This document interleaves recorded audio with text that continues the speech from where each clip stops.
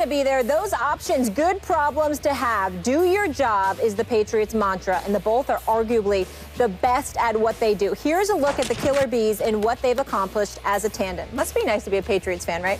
First in wins, playoff wins, championships, and Super Bowl appearances. I can think of 2 times it wasn't nice to be a Patriots Yeah, me fan. too. Go Giants. So they pretty much run the league. Max, but the question is, if you could only have one, who are you going, Brady or Belichick? Sometimes I'm just glad that the world doesn't seem to catch up to the truth, because this is a nice paying job. I tell you what, it beats working for a living. And because people miss things that are so obvious, you just get to say it and sound smart, I guess. I don't know, it's like sabermetrics in baseball. That was easy. No one wanted to adopt it, but that's the way it was. Okay. The answer is so clearly Bill Belichick. And let me say, Tom Brady's the greatest quarterback ever. Some of that has to do with Belichick, too. And he makes Belichick's job a lot easier, no doubt. But who instills the culture?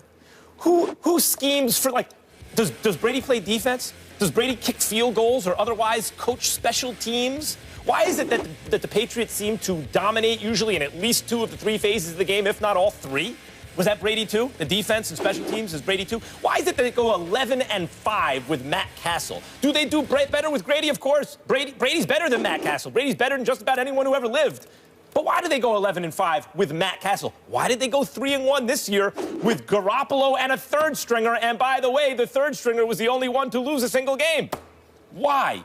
Because of Bill Belichick. He is the greatest coach probably in the history of sports when you consider what it means to dominate at this level for this long in a parity NFL league. But it's more than just that. Bill Belichick's also the GM. That means he is deciding who to draft, he's deciding who to sign, who to let go, what to pay them all, and then they have to get coached up. They have to be developed. Guess who that is? Bill Belichick. They're both the beneficiaries of each other, Belichick and Brady. But Brady has benefited more from Belichick than vice versa. It is clearly Bill Belichick. I don't like having this debate because I don't like casting any aspersions on Bill Belichick the way a lot of people do. I think he's the greatest coach of the modern day era. I think he's absolutely phenomenal, and I agree with all your points about what it's about culture.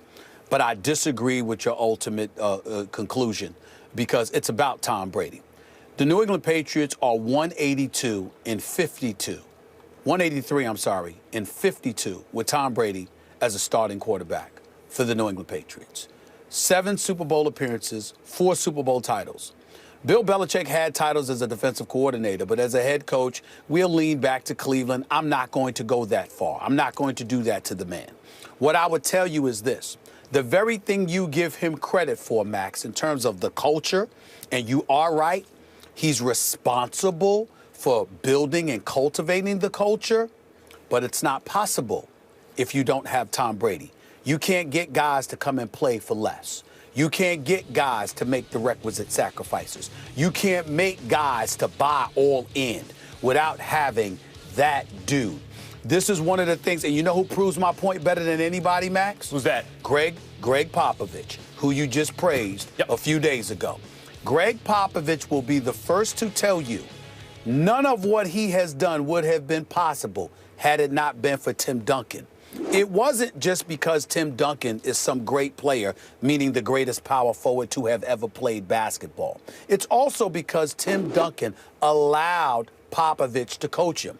He didn't big-time him. He didn't cachet him. He didn't flex his muscle or anything like that. This dude came to work. Popovich could look at him. He could stare him down. He could be demanding of him. He could hold him accountable. He could do all those things. I'll tell you a funny story, Max Kellerman. True story.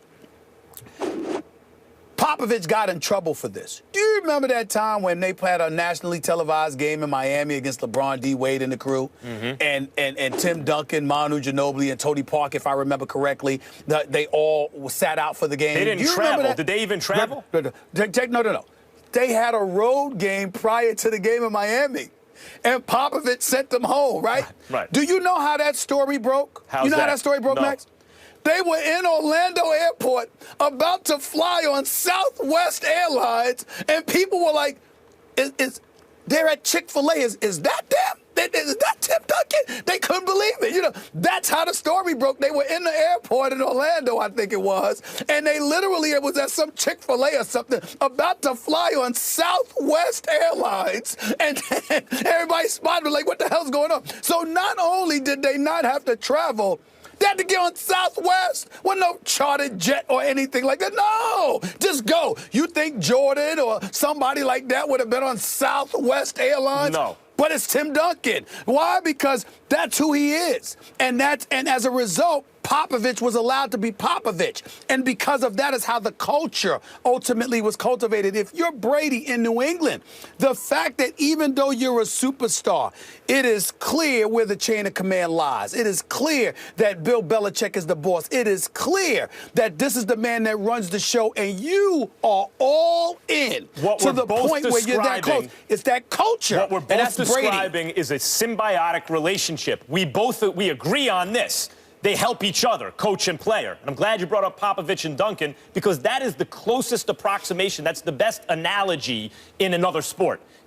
Analogous relationship is Popovich and Duncan. It's symbiotic.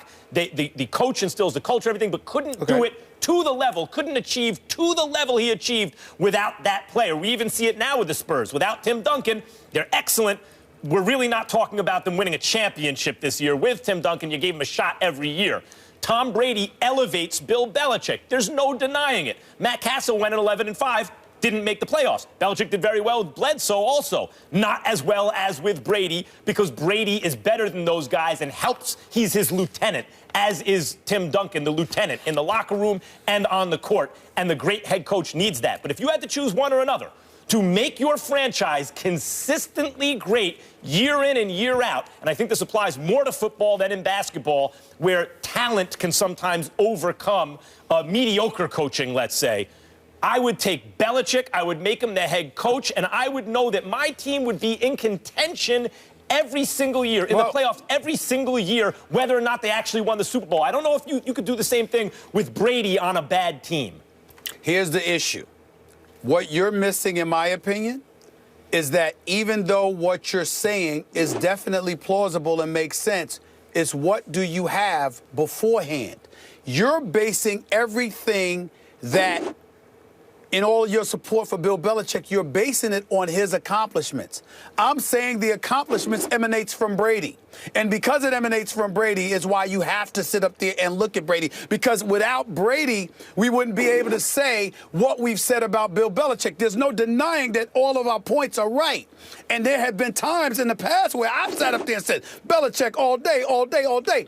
But as I've watched Tom Brady get older and older and still consistently keep doing what he's doing and defying all types of odds, I've had to step back and concede this brother is just on another level. And when I look at it from that perspective, I have to sit there and say, hey, it just is what it is.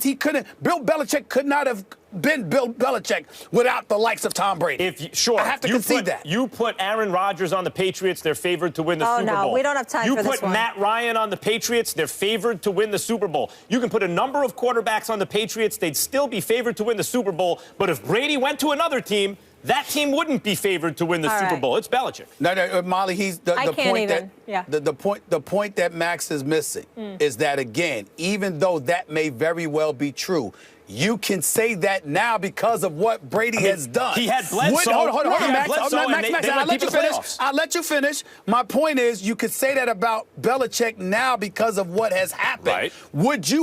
Would Matt Ryan or anybody else have been able to do what Brady has done with Belichick all these years leading up to this point? It wouldn't be as much. That's the question. It would be we less. We can do a whole show on this. Even more or less we have to Belichick. go to break. It's not called a coaches-driven league. It's called a quarterback-driven league. This is First Take, but for Antonio Brown, it's Take Two. The Steelers receiver jumps on Facebook Live for the first time since the infamous video in the Steelers locker room. Don't miss what he had to say and whether his days in the Steel City are numbered. And Roger Goodell says it would be an honor to hand the Super Bowl trophy to the man he suspended for 4 games this season. Do the guys believe him? Our good friend Damian Woody certainly isn't buying it. There's nothing you can tell me to like justify you going to Atlanta back Because to he back didn't weeks. want to get booed. I'm okay with that. I don't think it has anything to do You're with the whether he commissioner. wants You to. scared? You get scared to face the crowd?